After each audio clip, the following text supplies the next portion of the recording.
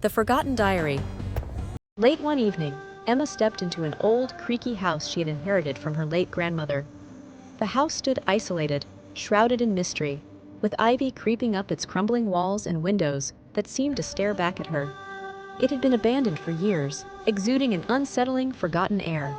The floors groaned under Emma's steps as she ventured inside, each sound heightening the eerie silence that enveloped her. As dusk fell and the house grew darker, Emma stumbled upon a wardrobe in a dusty bedroom.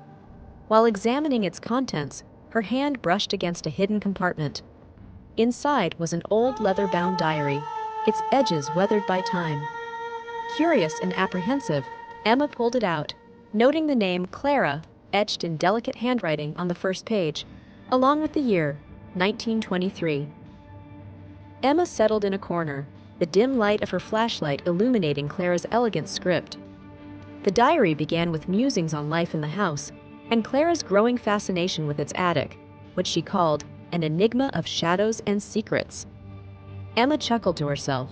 Clara's youthful curiosity reminded her of her own, but the humor faded as the diary's tone shifted from curious to chilling. Clara described hearing faint whispers and slow, deliberate footsteps above her late at night. She wrote of shadows that didn't belong, and of waking to find her belongings moved. Emma's intrigue turned to dread as she reached the final entry. "If someone finds this, please help me. I'm trapped, and he won't let me leave.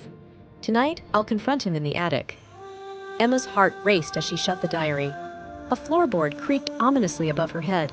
She froze, every nerve in her body tingling. The attic! Gripped by both fear and an inexplicable urge to know more, Emma grabbed a flashlight and slowly climbed the rickety stairs. Each step groaned beneath her weight, as though the house itself resisted her ascent. The attic was a scene frozen in time, filled with dusty furniture, webs tangled in corners, and an unsettling air of abandonment. Emma's eyes darted around until they stopped on something unusual, a trunk that gleamed, untouched by age. Inside, she found a cracked porcelain doll and a faded photograph of a young girl. The girl's expression, her wide, terrified eyes, sent shivers down Emma's spine. "Clara." Emma turned toward the stairs, ready to flee the attic, when the door slammed shut behind her. The flashlight flickered, plunging the room into shadows. A deep chill crept over her as a silhouette emerged from the darkness, taller and more menacing than she could have imagined. A voice, low and resonant, echoed, "You shouldn't have come here." Emma's scream pierced the air, swallowed almost instantly by the oppressive silence of the house. The next morning, the neighbors noticed something strange. The house, always eerily alive with its creaks and groans, was now deathly still.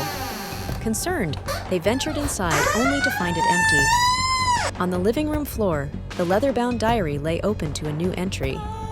"She shouldn't have read my words. Now she's part of the story."